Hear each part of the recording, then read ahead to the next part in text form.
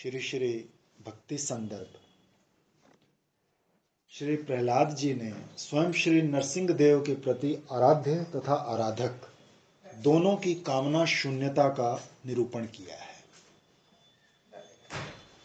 अर्थात आराध्य कामना शून्यता का निरूपण किया है। अर्थात आराध्य श्री भगवान भी निष्काम है और उनका वास्तविक आराधक भक्त भी निष्काम होता है। सारी झगड़ा सिर्फ सारी कामना का है सब जगह।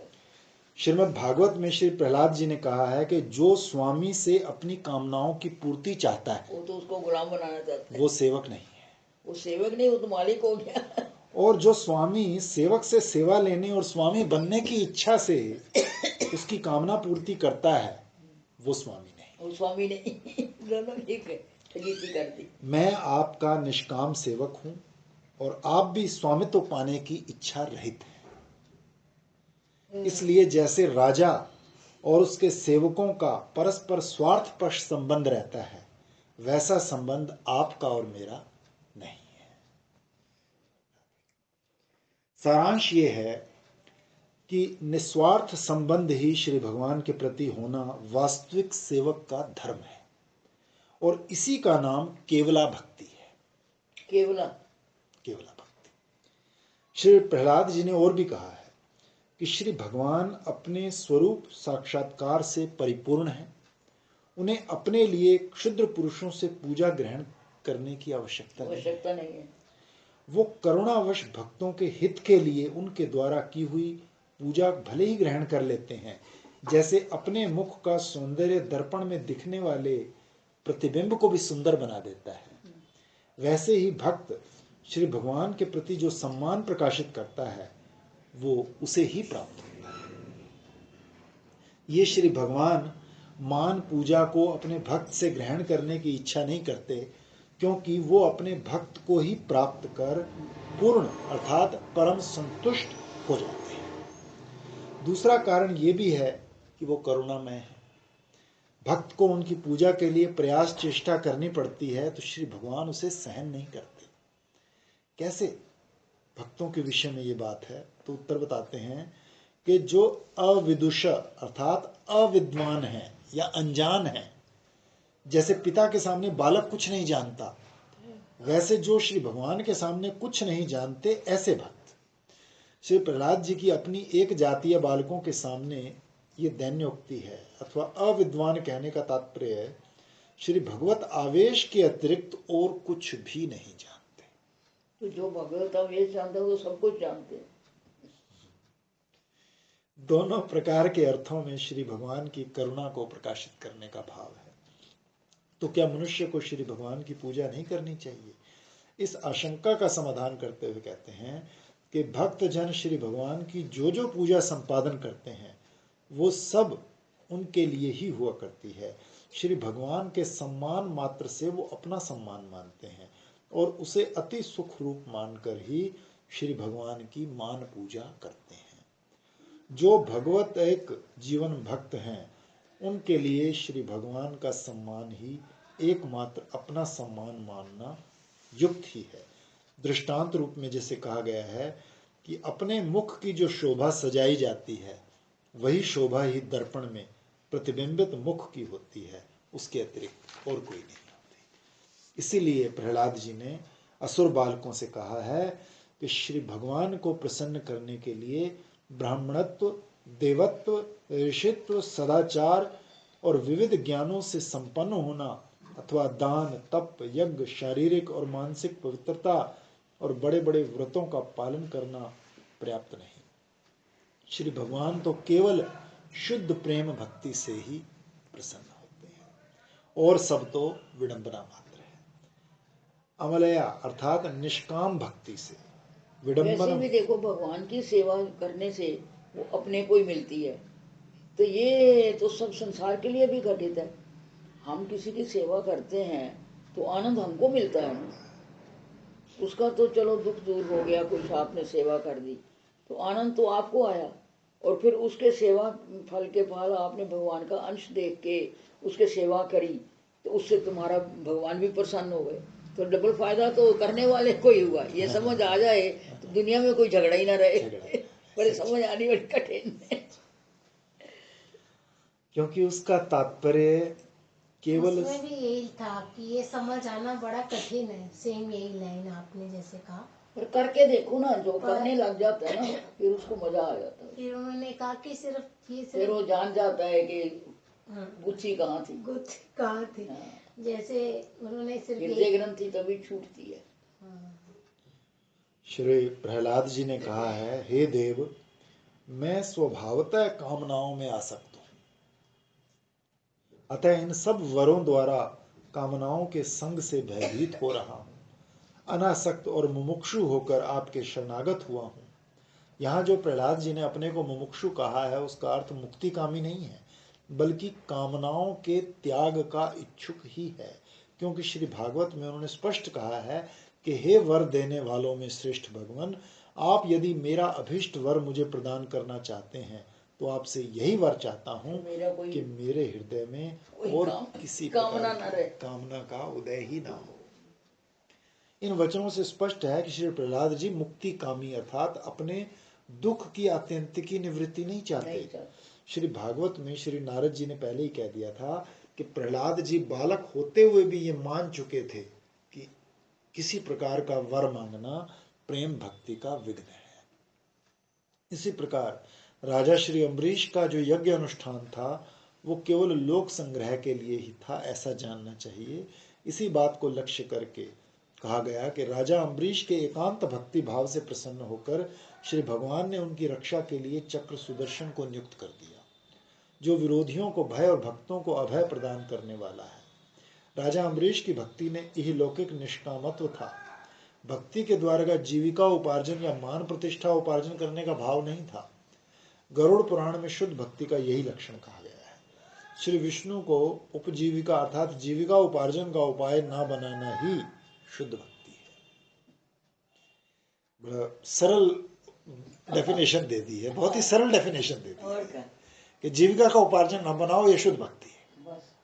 कितनी सिंपल है।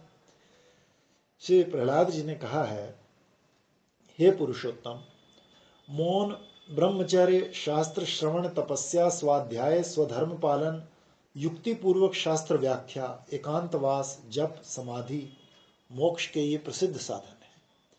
परंतु जिनकी इंद्रियां वश में नहीं है उनके लिए ये सब जीविका पैसा कमाने के साधन हैं, और दंभियों के लिए जब तक उनकी पोल नहीं खुलती तब तक जीवन निर्वाह के साधन है, और भंडाफोड़ हो जाने पर वो कुछ नहीं कर सकते। मौन आदिक अजितेंद्रिय लोगों के लिए वार्ता अर्थात जीवन उपाय है। दंभियों के लिए उपयुक्त साधन कभी तो जीवन उपाय होते हैं और कभी नहीं होते, क्योंकि दंभ का फल निश्चित नहीं होता।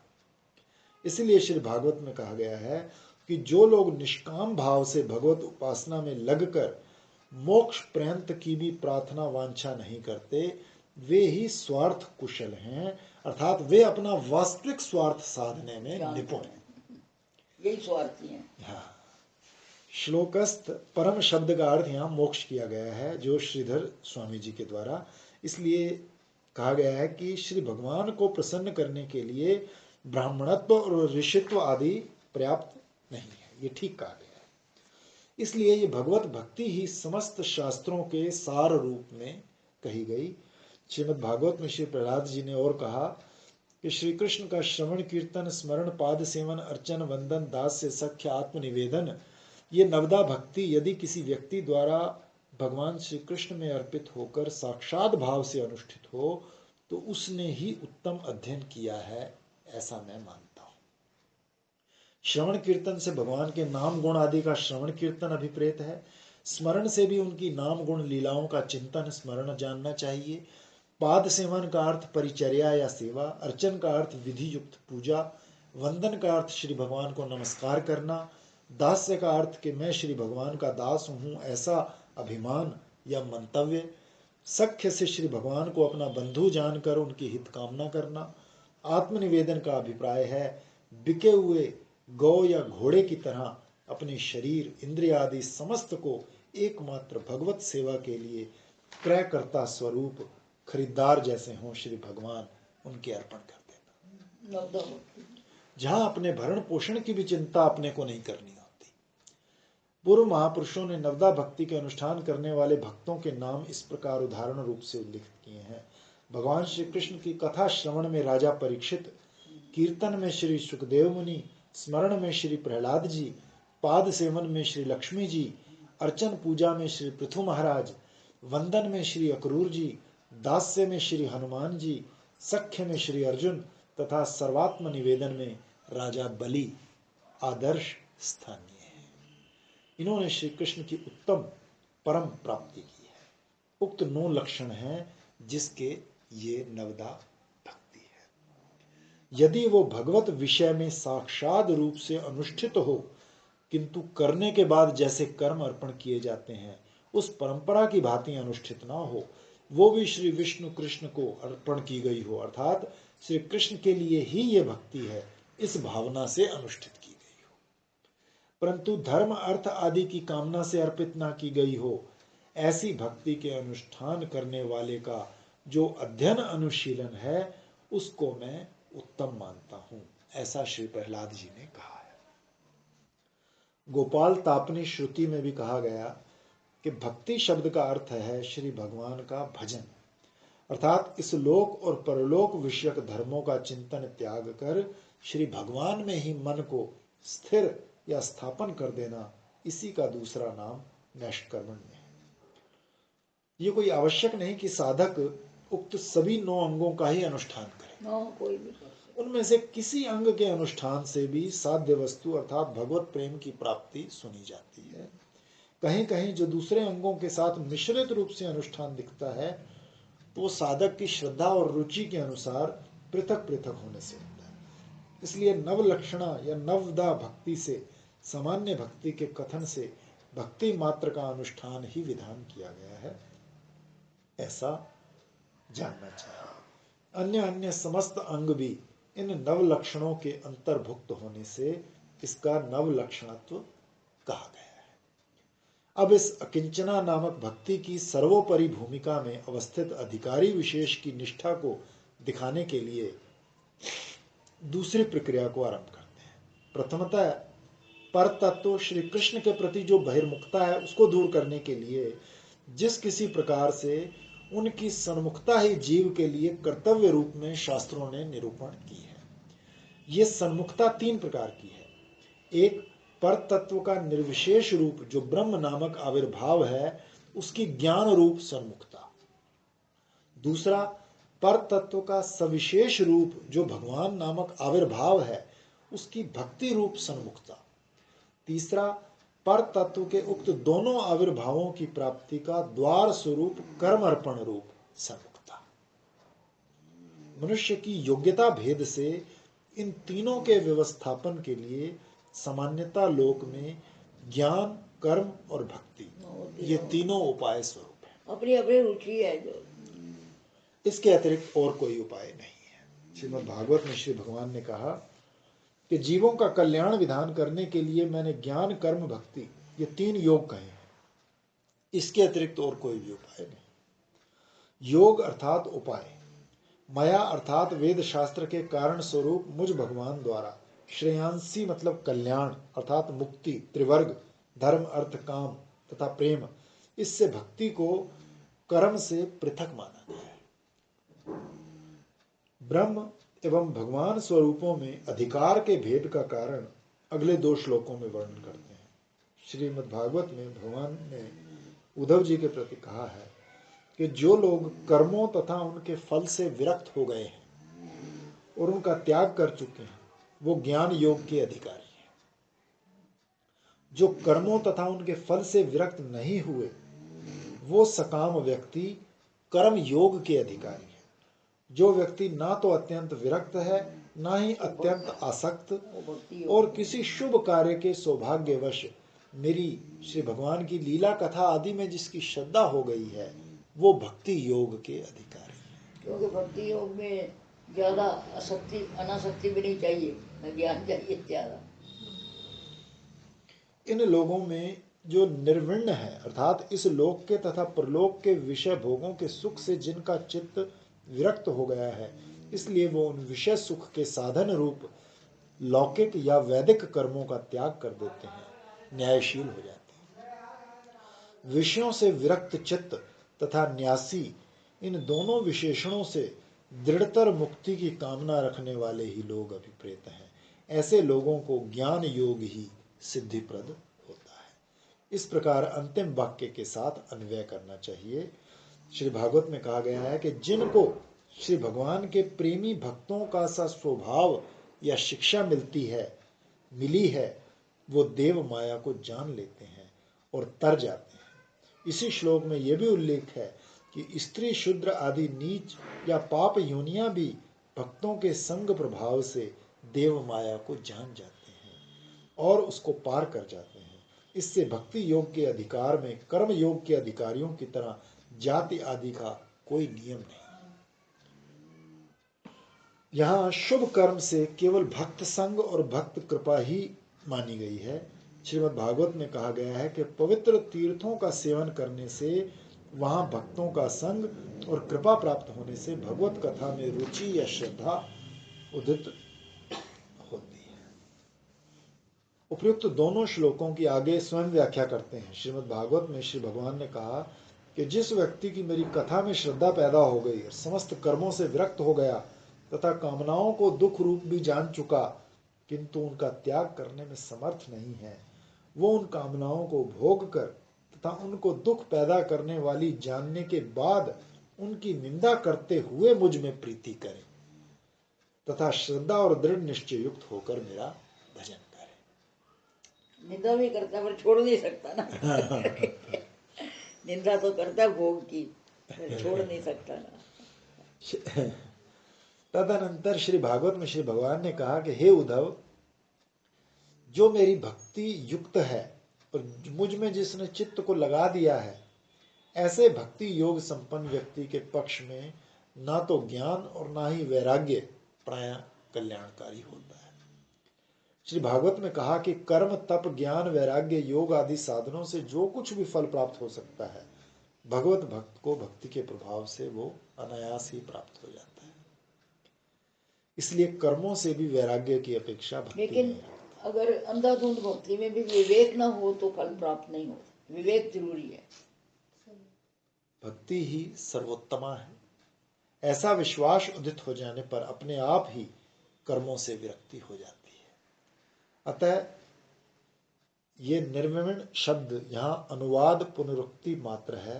अतः यद्यपि ज्ञान और कर्म योग में भी श्रद्धा की उपेक्षा है, क्योंकि बिना श्रद्धा के ज्ञान और कर्मों में सम्यक वृत्ति होना भी असंभव है। तथापि भक्ति योग में तो श्रद्धा मात्र को ही कारण स्वरूप में विशेष भाव से अंगीकृत किया गया है। भक्ति श्रद्धा के बिना हो ही नहीं सकती। भक्ति मात्र तो श्रद्धा के बिना भी सिद्ध हो जाती है, अपना फल प्रदान करती है। जैसा कि स्कंद पुराण में कहा गया है कि हे भृगुवर, श्रद्धा अथवा अवज्ञा पूर्वक भी एक बार कृष्ण नाम उच्चारण किया जाए तो मानव मात्र का उद्धार कर देता है। भगवत भक्तों के साथ प्रकृष्ट रूप से संग होने पर मेरी माधुर्य ऐश्वर्य में कथाओं का उदय या कथोपकथन होता है, जो हृदय और कानों को सुखप्रद होती है। उनको श्रवण करने से अति शीघ्र मुझ मुक्ति पद में क्रमशः श्रद्धा रति और भक्ति का उदय हो उठता है। इस प्रकार श्रद्धा से पहले ही भक्ति के फल देने की बात भी शास्त्र में सुनी जा सकती है। श्री भागवत में इसलिए कहा है कि मरते समय अजामिल ने पुत्र के नाम व्याज से नारायण नाम का उच्चारण किया था।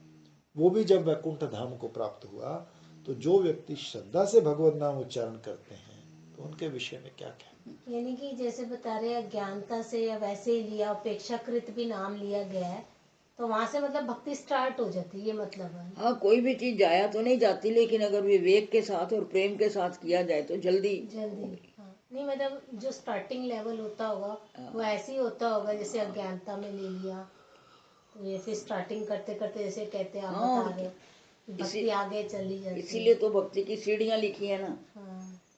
ये सबसे पहली आदो श्रद्धा। जिस चीज में श्रद्धा नहीं उसको आप अनमनसा होके करोगे, फल तो वो भी जाया नहीं जाएगा। अल्टीमेटली फल तो उसका भी मिलेगा, पर देर लगेगी।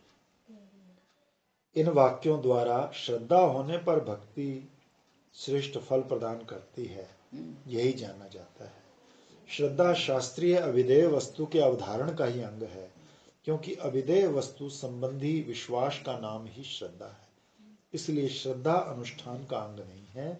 भक्ति के फल प्रदान करने में श्रद्धा आदि विधि की भी अपेक्षा नहीं है। जैसे अग्नि आदि जलाने में किसी की अपेक्षा नहीं रखते, जला देना उनका स्वाभाविक धर्म है। भगवत विषयक श्रवण कीर्तन आदि में स्वरूपता स्वाभाविक ही फल प्रदान करने की शक्ति विद्यमान है। अतः भक्ति में श्रद्धा आदि की अपेक्षा कहाँ रह जाती है। इसलिए श्रद्धा के बिना भी किसी अज्ञानी को, जो भक्ति तत्व को नहीं जानता, उसमें भी भक्ति की फल प्राप्ति देखी जाती है।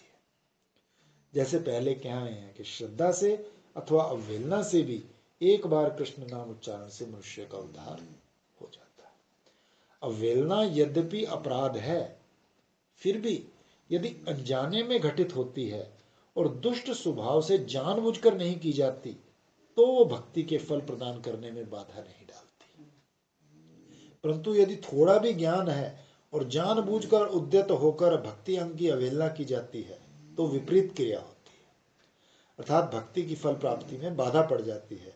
जैसे मात्सर्यवश होकर नाम ग्रहण करने पर भी वेन महाराज को भक्ति फल प्राप्त करने में बाधा पड़ गई थी। कहीं कहीं वस्तु शक्ति भी बाधित हो दिखती है। जैसे आप वाली बात होगी कि विवेक होना चाहिए जो भक्ति, आप वाली बात होगी कि ऐसी भक्ति में विवेक होगा तभी पता चलेगा ना अपराध। विवेक होने से भक्ति जल्दी फल देती है। कहीं कहीं वस्तु शक्ति भी बाधित हो जाती दिखती है। जैसे गीली लकड़ी को जलाने में अग्नि की दाहिका शक्ति भी असमर्थ हो जाती है। वो पहले सूखेगी फिर जलेगी। श्री भागवत में कहा गया कि भक्त द्वारा श्रद्धा सहित भेंट किया जल मात्र भी मुझे प्रिय, परंतु अभक्त द्वारा अच्छे से अच्छा द्रव्य भी मुझे संतुष्ट नहीं कर सकता, मुझे प्रिय नहीं। यहाँ श्रद्धा और भक्ति शब्दों का तात्पर्य आदर ही समझना चाहिए, क्योंकि आदर भगवत संतोष रूप फल विशेष की उत्पत्ति में विघ्न पैदा करने वाले अनादर रूप अपराध को निरस्त कर देता है। इसीलिए कर्म कांड में धनी होना, समर्थवान या पंडित होना जैसे केवल मात्र कर्म अधिकारी पुरुष के विशेषण या योग्यता के लक्षण मात्र हैं, परंतु कर्म के अंग स्वरूप नहीं है। उसी प्रकार यहाँ श्रद्धा भी अनन्य भक्ति के अधिकारी पुरुष के विशेषण या योग्यता के लक्षण मात्र हैं, परंतु कर्म के अंग स्वरूप नहीं है। उसी प्रकार यहाँ श्रद्धा भी अनन्य भक्ति के अधिकारी पुरुष का विशेषण मात्र है, परंतु भक्ति का अंग स्वरूप नहीं। इसलिए कहा है कि मेरी कथा आदि में जात श्रद्ध या श्रद्धालु जो कहा गया है, यहाँ श्रद्धा शब्द भक्ति के अधिकारी के विशेषण रूप में कहा गया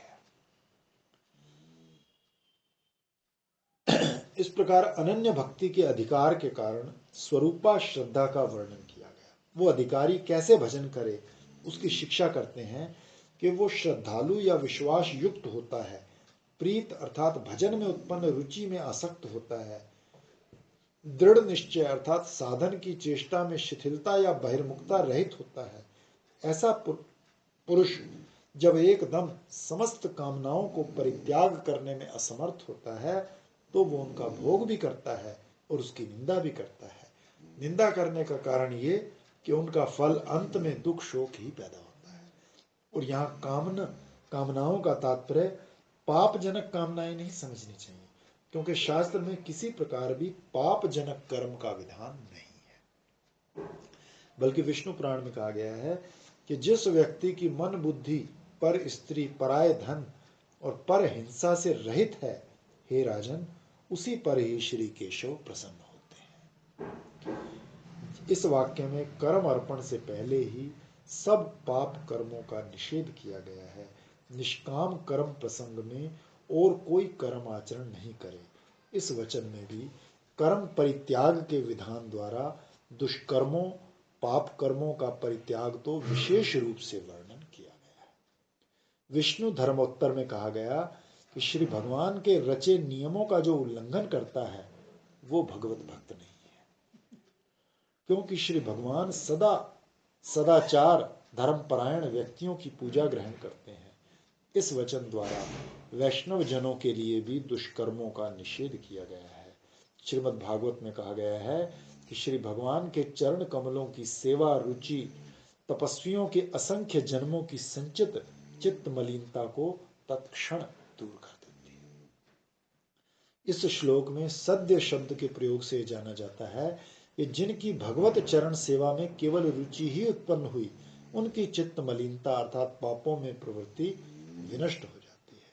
विष्णु धर्मोत्तर में लिखा है, जब मनुष्य पापों की इच्छा रहित होता है बल्कि पुण्य कर्मों की इच्छा करता है, तब ये जानना चाहिए कि उसके हृदय में श्रीहरि विराजमान है। श्रीमद् भागवत में कहा गया कि अनन्य चित्त भगवत भक्त के हृदय में कभी कोई दुष्कर्म आता है तो उसके हृदय में विराजमान श्री हरि उसको विदूरित कर देते हैं। जिस व्यक्ति में हरि नाम के बलबूते पर पाप बुद्धि रहती है, अर्थात हरि नाम के प्रभाव से समस्त पाप नष्ट हो जाएंगे, इस विश्वास को लेकर जो पाप करता है उसकी यम के द्वारा भी शुद्धि नहीं हो सकती, यमराज के दंड द्वारा भी वो शुद्ध नहीं हो सकता। पद्म पुराण वर्णित नाम अपराध भंजन स्तोत्र के इस वचन के अनुसार हरि भक्ति के बल पर भी पाप प्रवृत्ति अपराध गिना जाता है। श्री गीता में भी जो ये कहा गया कि यदि सुदुराचारी पुरुष भी अनन्य चित्त होकर मेरा भजन करता है, इससे दुष्कर्म का दोष और अनादर ही किया गया। वो वचन दुराचारता का विधान नहीं कर रहे, क्योंकि श्री गीता के अगले श्लोक में कहा है कि ये जो कहा कि वो शीघ्र ही धर्मात्मा हो जाता है, हो जाएगा। इस वाक्य में निश्चय कर लिया, दुराचारता के दूर होने पर ही उसके मंगल का निर्देश किया गया।